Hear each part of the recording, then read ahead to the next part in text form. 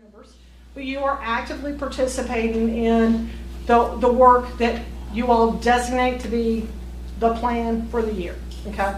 So you split up that plan. In other words, you don't put the plan on the Main Street Director alone and say, do it, get it done. But you all take an active role in that. Also that you have 4 established Main Street committees. That means you either have an organization committee or an economic restructuring committee that's working on the organization point that I described earlier.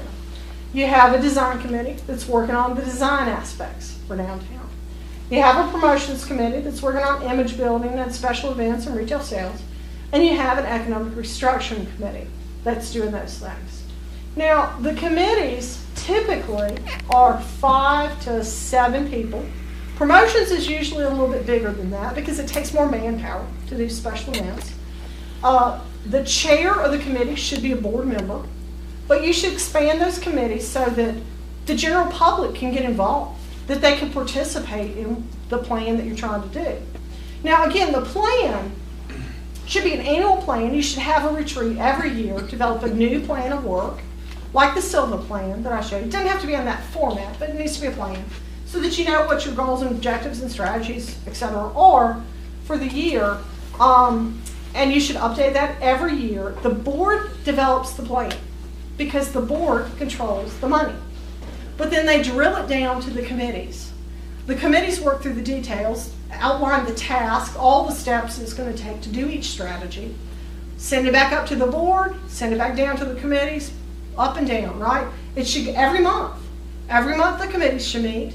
Every month the committee chairs should bring their recommendations and their information back up to the board. The board should review it, send recommendations back down to the committees, up and down.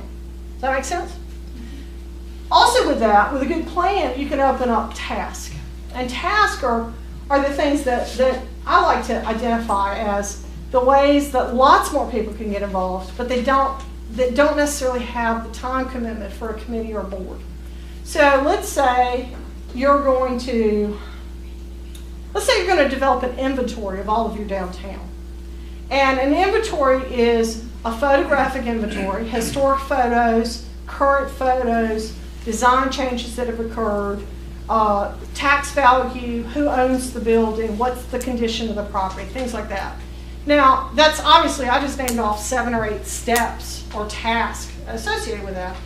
You might break that down so that, if somebody says, well, I'm a part-time photographer, I like to do that on the weekends. And you say, great, can you take the 100 through the 300 blocks of Main Street? And this is how long you need to photograph, and go out and do it anytime you want to, but make sure you do it when there's no cars. But you split those tasks up, right? You split those steps up. So again, lots of people can get involved. Most of our Main Street programs actually have anywhere from 50 to 100 volunteers minimum. Goldsboro's got tons more than that. But you want to, again, create this process that people really feel connected to their Main Street, to their downtown. It's a piece of them. It's a piece of your community. So again, you have a plan in place and you're updating that on a regular basis. You establish the annual planning process, as I mentioned earlier.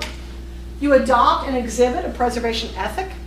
Simply means that you encourage the rehab of buildings, of historic properties, and you don't tear down buildings at your own hand.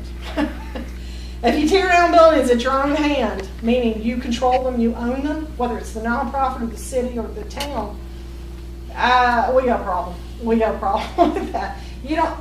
Not at your own hand. Now, if this guy over here that controls a piece of property tears it down and you don't have any, you can encourage him not to, but at the end of the day, if he still does, that's not at your own hand.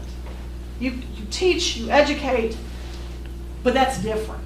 But if you own it and you tear it down, that's not exhibiting preservation ethic. And we've got some towns that unfortunately are struggling with that concept. That's why I'm stressing that. I'm so sorry. Let me turn it off for good. I'm so sorry. Let's see. Okay. Demonstrate and establish vision for downtown and a mission that defines the role. Do you have a vision statement for your downtown? Yes. You did. And can you tell me what it is? Can you tell me the concept behind it? Then it's probably not a real good vision statement. And take that with the grain that it's intended. You should be able to define the economic role that downtown plays in the greater economy. Now, that doesn't mean that you're going to know every word, that you're going to remember every word to your vision statement, but you should, in general principles, say, we serve as the center for independent retailers, or we serve as the center of healthy local living, whatever. Does that make sense? It may be one of the old vision statements that's long and kind of wordy. And now, I was actually going to facilitate a visioning process for you. Sometime back, it got canceled. There was 12 inches of snow, I think, or you know what, and we got 12 inches of snow down where I live too. That might be something that you want to rethink. Again, economic drivers, starting point, vision statement next, mission statement next, drilling on down, okay? That's a good, strong, strategic plan for your downtown. Manager attendance at Main Street Basic Training. Now, Linda, when she was here, came to Basic Training a couple of years ago. We do that every single year. We do it in November. We always do it in the Raleigh region. It's the most central. I know it doesn't seem very central to you all, but based on Franklin to Elizabeth City. It's open to all Main Street communities, small town Main Street communities, staff and board members. So you're welcome to come. There's a small materials fee for doing that. We'll give you a notebook, CD, lots of tools, templates, but it's a really good way to get the basics of Main Street. We'll take each of the 4 points for a half a day. So it's much more detailed, obviously, than what I've given you tonight. But I would encourage some of you to think about coming to that. Fund the local Main Street program through public-private partnerships at a level allowing for full operation of the 4 points. Now, what does that mean? That means you don't just fund promotions. You don't just fund design. You fund all 4 points of Main Street in an effective way. So again, it's based on your plan.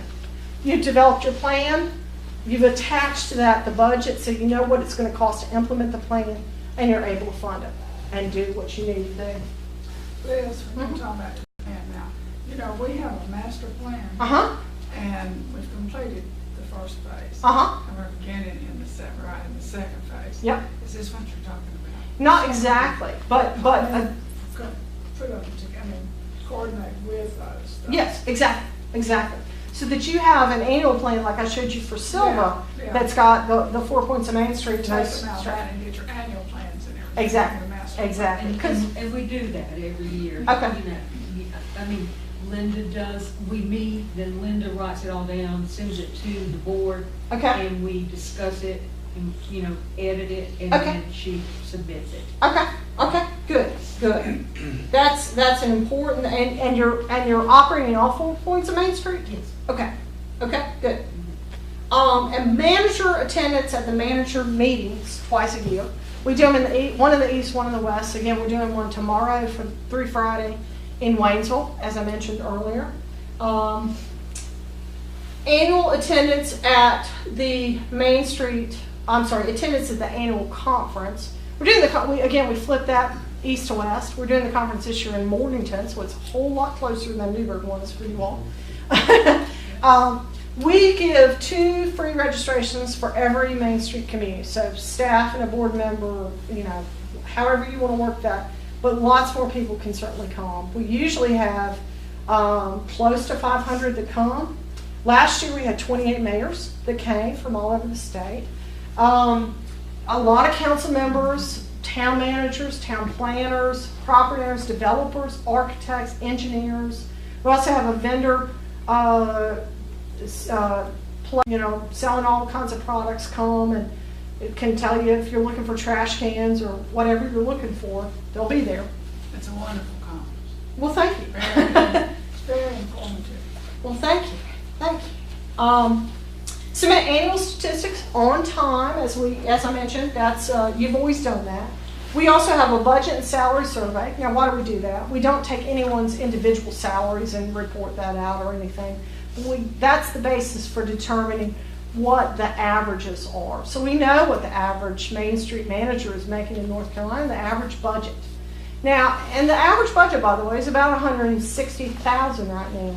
Now, that's not to say that you have to have a budget of $160,000. We want you to have a budget that will implement your plan of work. That's all we're asking. Average salary, I think, is about $55,000. But again, we've got managers. We've got one that starts tomorrow, and we've got one that has 29 years of experience. They're all over the map, obviously, because they're all over the map in terms of years of experience and their knowledge base. That's fine. We don't set that salary minimum. It's whatever you can afford and what makes sense for your town. And then there's one other report that's due to us. It's called a program assessment, and that feeds into our accreditation. I'm going to tell you about that in just a second, too. Maintain a membership with the National Main Street Center. This is a National Main Street Center requirement. It's $350, not very much per year. It gives you data from all over the country. So, again, the information base is invaluable. But it is tied to the brand. So you are the Franklin Main Street program. We can call you the Franklin Main Street program because you are a member of the National Main Street Center. If you do not continue your membership, for example, and you're members, right? You're members in good standing. If you were not to continue that membership, National Main Street would contact us and tell us we can't call you a Main Street program, and therefore you can't call yourself a Main Street program. So to maintain that brand, maintain that membership at all times. And then to meet the accreditation standards. And again, that program assessment feeds into that. So let me tell you what the Main Street accreditation standards are. There's 10 standards. They were set by the National Main Street Center. The first one is actually just about structure, because structures change. The first one is about stakeholders. Who is involved with your program? Is it the public and the private sector? How many different entities are involved? The more, the merrier. One of our programs, in fact, I think it's Waynesville, has got 35 stakeholders involved with their program. Now, we say that you need to have a minimum of 15. That's really not very many if your city and county and property owners and business owners are involved. Maybe your school system, your historical society, your merchants association, the arts council. Who's involved with your program? We simply want to know that you have thought broadly about your projects, looked for stakeholders and partners, and expanded that to the full capacity. And that's what we're looking for. I'm sorry, it's 17, not 15. The next one, and it's got a checklist that you check off who's partners with you. The next one is, do you have a mission and a vision statement? That has been created, the vision within the last 5 years, and the mission been at least reviewed in the last 3. Now why? Because North Carolina is changing. So if you've got a vision statement that's 10 or 15 years old, I'm going to tell you that's not valid for your downtown today. It's changed too much, particularly with your highway connecting Atlanta up here. You've got to update that on a regular basis. That's why we facilitate things like the vision forum. The mission statement, it needs to at least be reviewed, because you need to understand if you've got words like we lead, develop, facilitate, promote, do you actually do that? Do you have the resources to lead, facilitate, promote, etc.? And a lot of times when we facilitate the mission work with communities, they tweak that. They change that. They go, in fact, I was in Silva 2 weeks ago facilitating a plan retreat for them. And the board looked at the mission statement and went, that's not what we do. We do this and this and this. So we changed the mission statement. Now, certainly it has to be approved by the board through, a vote process. You have to follow your own guidelines, the guidelines that were established through your bylaws and your articles of incorporation. But they did that. So they're planning and moving forward. Work plan. Again, yes. You want a hard copy? to read out loud? Nah, I'll do Okay, it. I'm sorry, I didn't Thank you, interrupt you. thank you. I was hoping it might show up on the screen, but I don't know, I'm getting old, I can't see that, maybe y'all can. Again, you have a work plan that's a balance of all 4 points of Main Street. They obtain goals, objectives, measurable strategies, etc. They have desired outcomes, specific tasks. Work plan is developed and reviewed annually by the board, and at least 60% of the work plan is accomplished. And it's distributed broadly to the community. So we set up the template that I showed you earlier that I think Silva had done. And I designed that template when I was a Main Street manager. It's designed so that the front page, which outlines the vision, mission, goals, objectives, and strategies, can be distributed to every council member, every county commissioner, every property owner, every business owner in your downtown. It's distributed broadly to all your volunteers, etc. The back pages are your working documents. They say, okay, we have to photograph the 100 through the 300 block of Main Street and the 400 through the 600 block, etc. It takes those steps. That's an internal working document. The general public doesn't want that. These things become 10 pages. The front page is what they want to know. They want to know what you're going to do, right? And it's designed to do that. Do you have to use our template? Of course not. Absolutely not. But it's there for you if you want it. We'll send you the template and, again, facilitate the process with you. Design, management, and preservation. Again, this says that do you have incentives to manage your design improvements? Do you have a facade grant program or something like that? Do you encourage appropriate design? Do you help those property owners and business owners make those design changes? Do you help property owners and business owners find creative ways to rehab their buildings? Do you offer design education? SHPA will come, the State Historic Preservation Office will come do workshops for you on preservation. My team will come do a workshop for you on preservation or design improvements. And there's lots of ways to get that education across, and you can partner with the chamber, the town, whoever to do those workshops. But are you providing that educational piece so that you continue to change in the appropriate ways?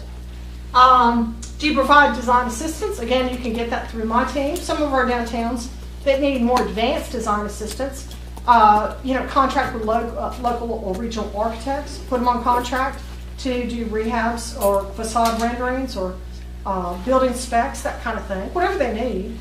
And do you have a resource list of consultants, vendors, people that can help a property owner or business owner do that kind of work? We recommend a resource guide of consultants, architects, people like that that specialize in preservation work. It doesn't have to be you're not recommending. It's simply a list of folks that have successfully been used in your downtown. And do you encourage policies and ordinances that prevent demolition? Do you have that in place through the city? Okay, demolition by neglect or commercial maintenance codes, things like that are often developed. Again, do you have a working board of directors, and do you have the 4 Main Street committees in place? And do you have written bylaws, policies, procedures for managing the board and the decisions that are made through the board? Included in that, if you have a nonprofit, are you filing your 990s? And I know that sounds simplistic, but we had 2 nonprofits that lost their tax status last year because they had forgotten to file their 990s. You got to operate I always say you operate Main Street like a business. It is a business. Whether it's a nonprofit or city government, you operate it like a business. It's just best practices. Budget, again, can you adequately fund the operations and the personnel cost for the program? And in addition to that, can you fund the programming cost in all 4 points of Main Street? Again, it doesn't have to come from one source.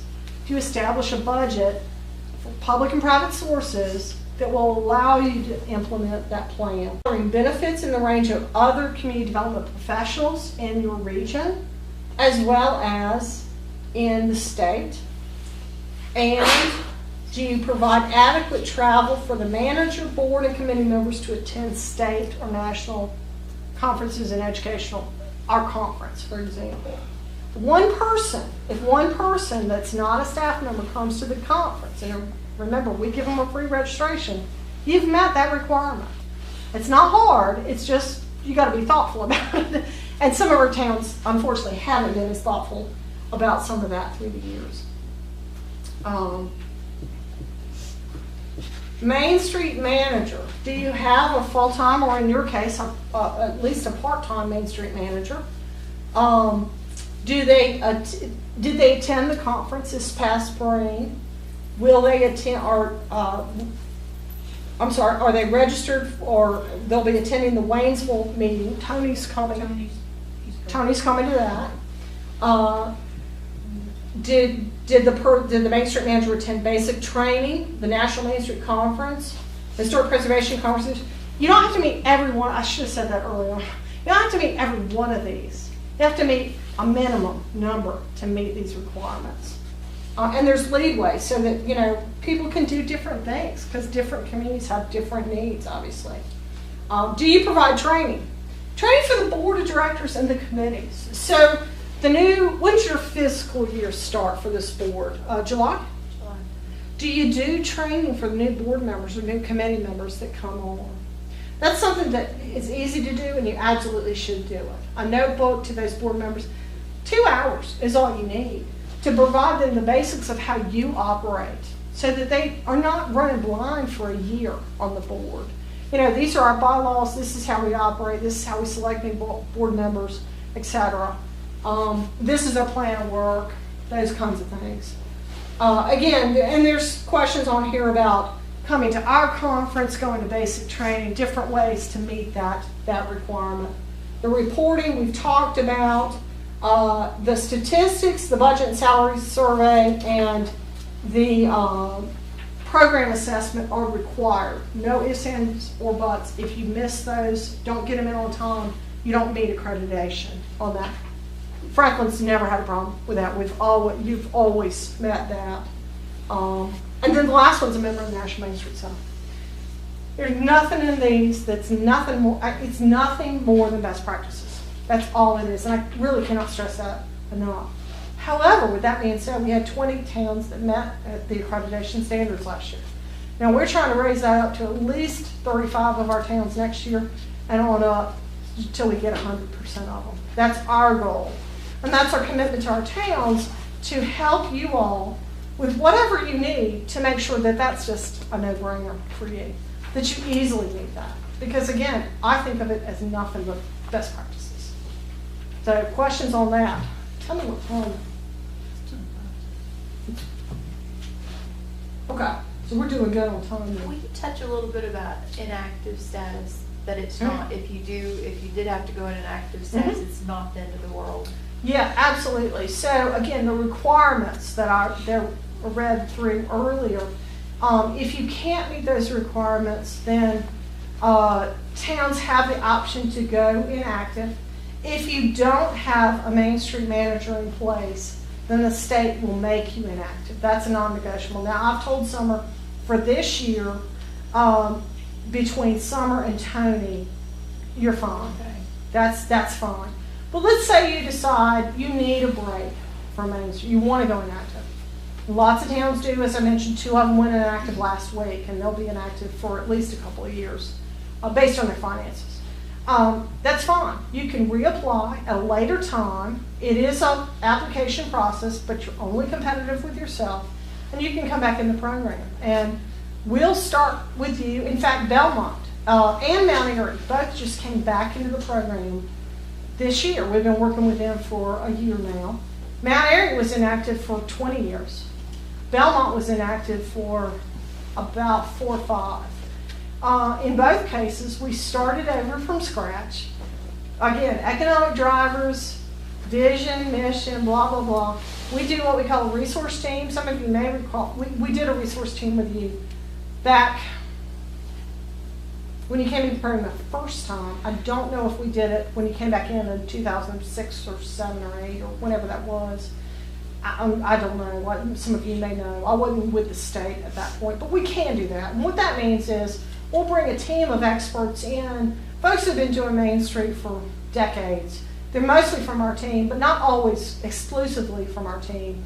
One person will be an expert in organization, one in design, one in organization, one in economic restructuring, and we will make a series of recommendations for you. It's about a 120-page report that we'll give you at the end, and that will serve as a 3 to 5 year blueprint for you moving forward. From that, then you develop your annual plan. So you pull out the low-hanging fruit, the things that you know that you can do or that you think that you can do, and work from there. We can do that for any community, whether they're new in the program or old in the program. So that's a resource to you. Again, it's the cost of travel expenses. If we have to bring in somebody from outside that's not on our team, then we will. Then there'll be a stipend. So it's no more than $5,000. It's usually less than that. And if I remember right, when we did it, Liz, it was a long process. I mean, it was not 2 or 3 months. It took us quite a while to get back in the program and get going again. You know, it was not a quick. Well, it's definitely a time commitment. There's no doubt about that. Yeah, whether you're maintaining your status, whether you're trying to get back in the program or new to the program. Yeah, it's a time commitment. There's no doubt on both the public and the private sector. What else? I think what we need right now, we're at a point that we need some guidance on the vision going to the next step. And that's, I mean, like even with our master plan and where we're going and how we're going to do that. So you need some time, it sounds like, from our staff and our team to come in and facilitate that process with you. Well, again, we can do that for the cost of travel expenses. Yeah. That's not a problem. Yes, I agree. And to let us, like you say, every town's an individual. See, you can't take a town and just put it with others. You can't. Yeah. And so we just need, that's what we need. And also the fact that we are one of the larger Main Street programs. That we encompass, but we did that for a particular reason for all the merchants. So, I'm sorry, I lost you on that because you're a Main Street, not a small town Main Street? No, for our district, it's the largest, It is, but let's talk about the district for a little bit. Summer and Tony and I actually drove around some in the district. And, when we talk about a Main Street district, we're looking for historic buildings, connectivity, contiguous districts, sidewalk connectivity, all those things that make you feel like you're in Main Street or in a downtown district. I'll tell you, your district does not feel like Main Street at all to me, because it is so big. If I were in this building, I'm not probably going to walk down to Highlands Street or Depot Street. Now the loop here, the one-way pair, that certainly feels like Main Street. That's a Main Street district to me. Now that's not to say that the other districts don't need support and help. I'm not saying that at all. But are they part of a Main Street program? They're really not. They're not part of a normal Main Street district, so to speak. What we think about in terms of a contiguous district. I don't know what to tell you. I remember the conversations when I first started with the state about why you did that for inclusiveness, etc. But a service business or a business down on Depot Street is not going to be interested, I wouldn't think, in participating in the Main Street 4-point kinds of programs, special events and retail sales activities and things like that. They have different needs. So we have one of our most lucrative businesses on Main Street, retail businesses. On Depot Street. I'm sorry, say that one more time. But 2 of our most lucrative businesses, most successful businesses are on Depot Street. I'm not saying that they're not successful. I'm not saying that they don't have needs. Are they part of a Main Street? 2 have been really. Again, that's different than participating. Do they participate in the programming? Yes. Do they? Okay. I'm surprised by that. Vice chair. Your vice chair? Is on Depot Street. Well, and I'm not saying that you don't have needs. Please understand what I'm Mary saying. was chair, and she was on Depot Street. Okay. please understand, I'm not saying that you don't have needs. I'm not saying that you should not have a program. Is it a typical Main Street program? No, it's not. Well, this is not the typical program. And I don't think when we did it, Tony, you were with us when we did this. And we did it for inclusion because it was so much, we were doing more for Main Street uptown than we did for other people. They were not included in the entire picture. And I think that's where we started. Yeah. And it has even been suggested that Main Street businesses be Town Hill businesses instead of Main Street businesses. I'm sorry, I didn't follow That that. Main Street, instead, we have the Main Street program. We have Depot Street. We have West Palmer. What I leave out? Highlands Road. And Town Hill. Well, that's probably getting to be a lot of districts. I mean, I think the one-way payers creates a really natural district. I think Depot Street creates a really natural district. Highland Street creates a really natural district. Can they all fold under one umbrella, like a small business development umbrella? Sure. Why couldn't they? But again, it may be slightly different programming in those districts. You know, something to think about at least.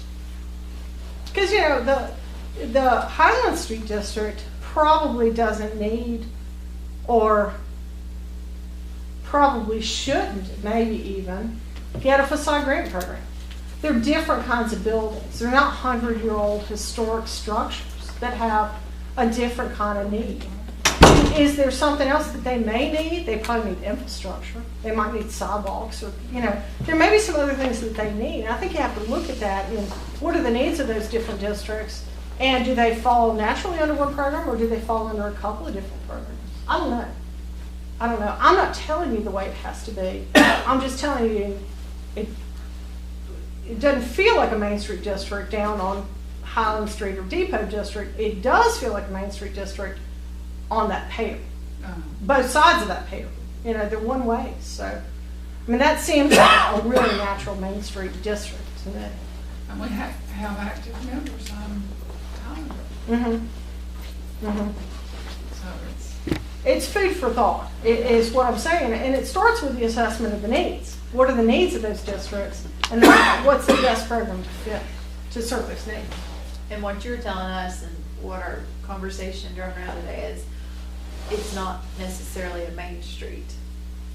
It's not a typical Main Street by any means. Sissy just said we don't have a typical Main Street.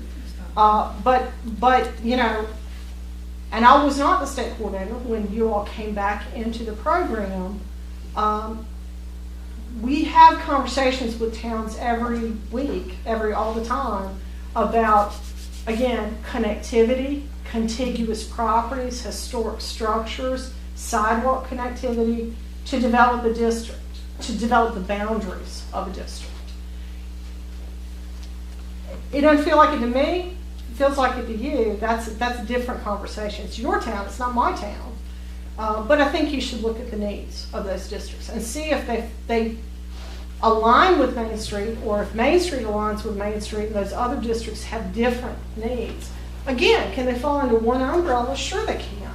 But they may have different boards or different committee structures or different programs for those different districts. You know, I think that's worth looking at. So Main Street, in your eyes, the way you're stating it, Main Street's kind of its own. Well, typically it is. Yeah, because we're going from the base of Yeah. what you told Tony, and I felt like Main Street to you. Yeah. Where we may be looking at more of a, you used a good term in the vehicle earlier today, a broader term, and then Main Street was a portion of that, which again Exactly. goes with your Highlands and your Depot and your. Yeah, exactly. such as Town Hill. We've paid big bucks for a plan for the entire district, Mm-hmm. and it's all tied together, Mm-hmm. and that's what we've been working towards, is to get it all tied together in one district. Okay. Well, so let me address that for a minute. And I don't have a picture that I can. I wish we had it, we should have brought that stuff, I'm sorry Well, we it was didn't. late for all of us. Yeah. Yeah. You know, Salisbury actually, has got a really large downtown. It's not this large, but they've got a large downtown, and they divide their downtown into quadrants, and they have, the town square district, and they have this district and that district. They have 4 different districts, and those different districts, again, they connect in with so the same banner, for example, but different colors. So they color code their districts. They connect in with the same wayfinding, but again, there's little differences that will identify the arts and cultural district from the town square district, from this district and that district. They can be connected, they can be unified, but have distinct characteristics that separate them and identify the uses and the buildings and the things, the assets that are unique to each of those districts. There's nothing wrong with that. Can they all work together? Of course they can. Of course they can. Now, is that a decision that you all make? Yes, it's a decision you make. I don't make that. I can help you with that, but that's a decision for the local population. I'm seeing some head nodding and some people don't look really happy with that. I don't know what to tell you. It is. I think you have to ask yourself, can the Main Street program successfully manage a district that big? I don't know of any Main Street manager in our state that could really successfully manage a district of that size. It is a large, how many businesses do you have in the district? Do you have any idea? You've got to have at least 250 and probably more like 300 or 350 districts. Yeah. There's a lot of businesses, a lot of buildings, a lot of needs, infrastructure needs, building needs, etc. I think it's worth looking at, and again, evaluating the resources against the needs of those different districts and figure out the programming that best works. It's not a one-size-fits-all. I've said that over and over today. It's about what works in your community under the guidelines, but, See, when we first started this program, I guess, well, not even then, but like the Highlands Road had their group. I mean, they all, but they had a representative on our board. The Main Street or the streets, same way. And this is, I guess that is sort of gone by the wayside. Well, Krista, we have representatives from each district, but not necessarily their own group. Well, and I guess that's what I'm saying. They could have their own boards, they could have their own committees that are based on the needs of their districts, and then representatives feed into this bigger umbrella organization that's maybe a small business development board or whatever you want to call it. It's another way to look at it. And again, I think it's about needs and resources and management and what works for your town. Well, that's true. You have to look at it. What works for the town. Yeah, exactly. Yeah. I think if we pull out, you'd have to figure out crowd. Well, I mean, let's just be honest about it. A lumber company, isn't that right? There's lumber company. A lumber company is going to be very different. Their needs are going to be very different than a restaurant that's on Main Street or a retailer that's on Main Street. It's not good or bad. It's just different. But there's a restaurant on Depot Street. I'm not going to talk about. Well, they're So you know. One restaurant on Depot Street. Yeah. But are they in a 1900 building? Do they have the same historic resource needs? Do they have the same marketing and promotional needs? They may or may not. I don't know. But I'm saying that's what you have to evaluate. That's what you have to look at. And part of that surveys, part of that's, looking at the buildings and talking to the business. There's lots of ways to assess that.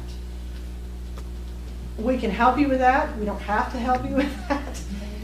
We have that resource available to you. It's all. We're on this. Let me ask you a question. On the buildings that really need restoration, and we have several. Do you have any advice as how to pull in those stakeholders to property owners. Mhm. Good. That's where we have to realize the importance of doing that. Well, it may not be the answer that you want, but I'll give you the correct answer to that. And that is that you look for the low-hanging fruit. In other words, you look for the property owners or the business owners that are ready to do something. And you work with those property owners and business owners first. And it will create a domino effect if you continue to work at it. And if you continue to communicate and educate the property owners, all the property owners, on the resources and the tools, and again, they're available to them to help them make those changes. A lot of times people don't make changes because they don't know how. They don't know what to do. And they don't want to screw it up even worse or make, costly mistakes and that kind of thing. So you start with the property owners that are willing, and you really direct them. You get them the design assistance, you provide some technical assistance or financial assistance to help get it done right. And then that serves as the examples for future buildings. Is it slow? Yeah. It can be. Is it worth it? Yeah. It is. It is. But, the big white elephant buildings that everybody wants done sometimes are not the fastest ones to occur. Okay? I was gonna ask Till, on the Main Street program, are you saying then basically that if we started with our main area here and do what we can and then grow out, we would be more successful in what we're trying to? Yeah, a friend of mine that's a consultant in downtown development uses this analogy, and I really like it, actually. That if you think about your community as an apple, and if the core of the apple is rotten, the whole apple's rotten, right? But if the core is strong and healthy, then the whole town's going to be strong and healthy. And what's unique about your town is your historic downtown. And if you can make that strong and healthy, that's going to expand and grow and continue to grow out. And anything that we do as far as, like to beautify, if we can justify our money here instead of spreading it from here to here, It'll have bigger impact. Okay. Well, I think a lot of that would spur this improvement would be for the town to raise taxes, get some money, fix the sidewalks, widen the street sidewalks, all of that. Now, one of the problems we've got is trying to convince the board to do that. The council. Macon County and Franklin both have historically bragged and bragged and bragged about having the lowest tax rate in the state. But we also have some of the worst sidewalks in the state. And I really believe the town has as much a role as anybody. The Main Street program has been instrumental in some areas getting pavers and things like that, which have helped tremendously. Yeah. It's beautiful. But the town's gonna, at some point, have to bite the bullet and realize that this isn't gonna get done just from private money. Yeah. Right. Yeah. Yeah, you're absolutely right. And so many of our downtown districts have what's called a municipal service district tax. It's a special assessment tax on the property owners. Average is about 15 cents per $100 valuation, but they range from about 6 cents to 32 cents. You may shoot this down, but let me ask you anyhow. If we got a revolving loan of, say, $50,000, no interest or little interest for people to do just not structural, but cosmetic, painting, things of that nature. Like facade grants and that. Yeah, and if we could do that to where the town could make some monies available that would be paid back to the town. What's your feeling on revolving loans like that? Well, there are some revolving loans that are available. Most often for cosmetic work, it's facade grants. So it's a grant, not a loan. It's not paid back. And it's a matching grant. So let's say it's $1,000 that the town was putting in. Again, it's got to be Secretary of the Interior standards, historically appropriate, etc. The town puts in $1,000, the property or business owner matches at least $1,000. So again, it's a minimum 50-50. Usually it most often those grant programs, you're putting in a little carrot there, and it's a 4 or 5 times return on that investment.